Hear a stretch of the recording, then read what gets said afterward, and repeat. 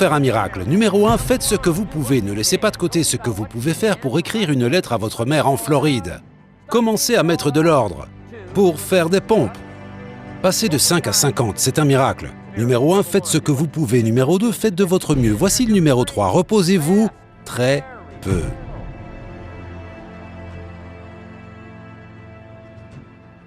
Ne vous reposez pas trop longtemps. Pourquoi? Les mauvaises herbes envahissent le jardin. Les enfants ont compris ça, ils ne se reposent pas trop longtemps. Voici un indice, faites du repos une nécessité et non un objectif. Le but de la vie n'est pas de se reposer, l'objectif de la vie est d'agir. Pensez à plus de discipline, pensez à plus de moyens dans lesquels vous utilisez votre propre sagesse, votre philosophie, votre attitude, votre foi, votre courage, votre engagement, vos désirs, votre excitation. Investissez, investissez, investissez, investissez ça dans la discipline pour que ce ne soit pas gaspillé. La plus petite des disciplines transforme ainsi votre vie.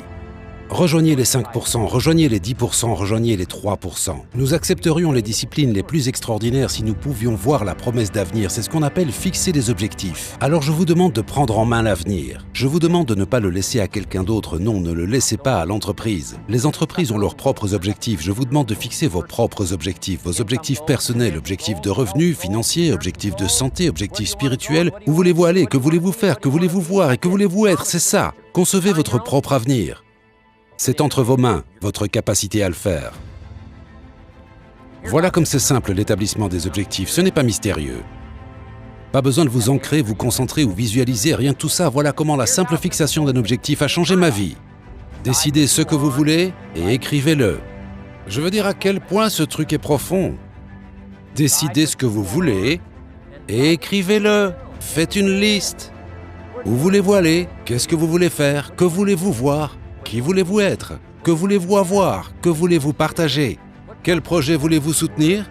Pourquoi voudriez-vous être connu? Quelles compétences aimeriez-vous acquérir? Quelles choses extraordinaires aimeriez-vous faire? Ou des choses ordinaires que vous aimeriez faire? Écrivez ces petites choses stupides que vous aimeriez faire, des choses très importantes que vous aimeriez faire. Décidez tout ça et écrivez-le, écrivez-le, écrivez-le. C'est aussi simple que ça.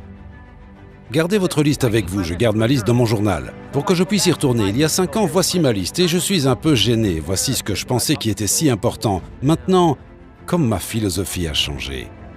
Depuis 10 ans, il y a 5 ans, il y a 3 ans, voici mon ancienne liste. Voici ma nouvelle liste. Qu'est-ce qui m'est précieux maintenant? Voici ce que je veux que ma vie soit maintenant. Voici où je veux aller, ce que je veux faire, ce que je veux voir. Gardez votre liste d'objectifs pour qu'elle montre votre croissance, votre capacité à changer, à grandir. Votre philosophie grandit et s'étend. Pourquoi c'est important de fixer des objectifs? Peu importe